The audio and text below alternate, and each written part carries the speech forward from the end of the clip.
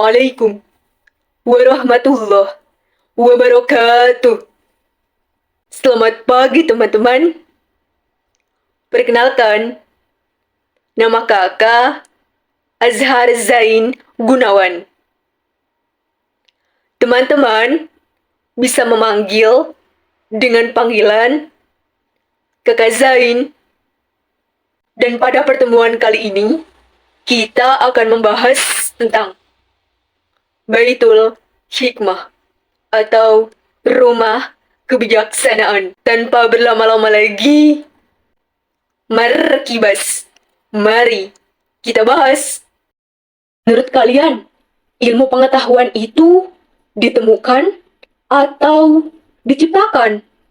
Jawabannya bukan diciptakan, tapi ilmu pengetahuan itu sebenarnya ditemukan. Eits, tapi tunggu dulu. Terus kalau gitu, di mana semua ilmu kita ini ditemukan, dikumpulin, dan diturunin ke kita? Kalau kita taunya sains itu asalnya dari tempat-tempat ini aja, sebenarnya kita salah. Karena ternyata ada satu peradaban yang telah berhasil menghimpun berbagai macam ilmu, bahkan sampai terkenal sebagai pusat sainsnya dunia, yang warisannya masih ada sampai sekarang. Tanpa berlama-lama lagi, inilah dia kisahnya.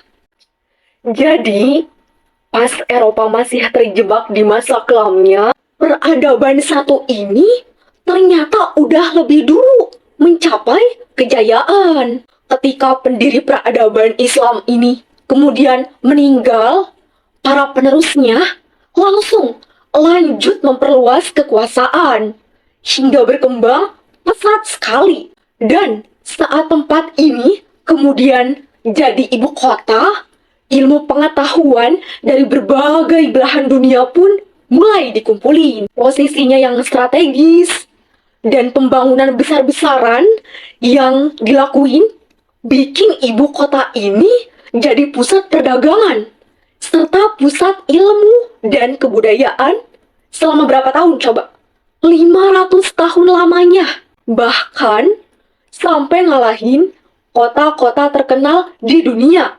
Dan semua kesuksesan itulah yang bikin periode ini dikenal sebagai masa keemasan Islam.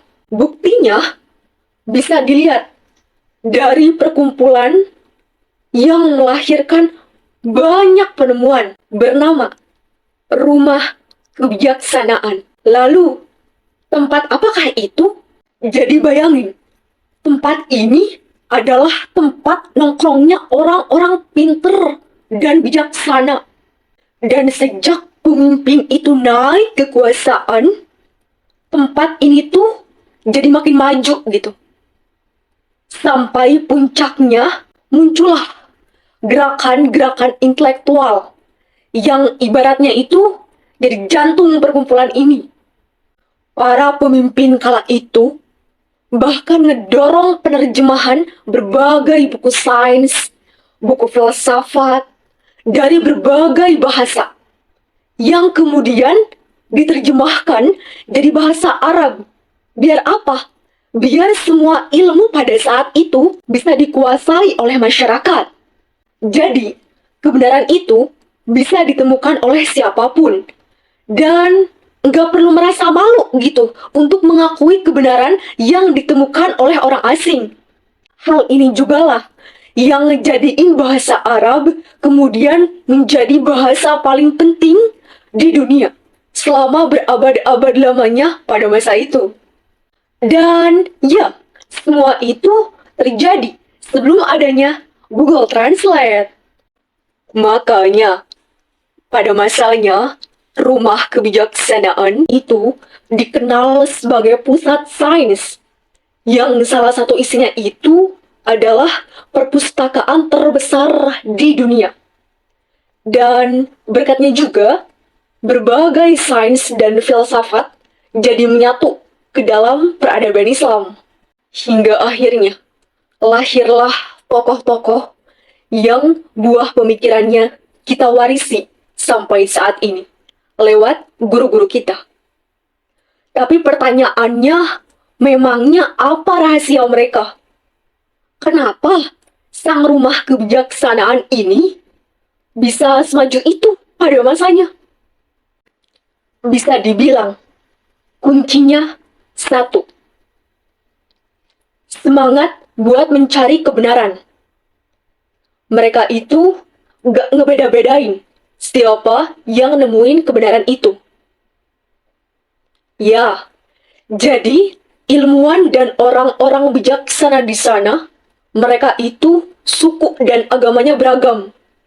Dan berkat ngerangkul perbedaan inilah, mereka bisa menemukan berbagai ilmu pengetahuan dan akhirnya bisa mengembangkannya.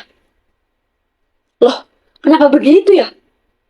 Karena seperti kata filsuf Islam pertama ini, semangat intelektual itu adalah semangat untuk mencari hakikat kebenaran. Dan kebenaran bisa ditemukan oleh siapapun.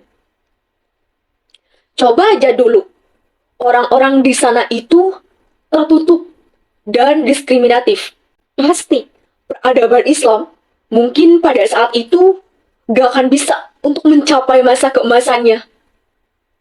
Itulah jawaban di balik rumah kebijaksanaan. Keterbukaan buat sama-sama belajar meskipun berbeda latar belakang, suku, dan agama bikin mereka berhasil jadi pusat sains dunia. Dan tentu saja inilah yang harus kita tiru di keseharian kita, terutama di tempat kita mencari ilmu. Ya, karena kita juga sama kayak mereka, terdiri dari beragam suku dan agama.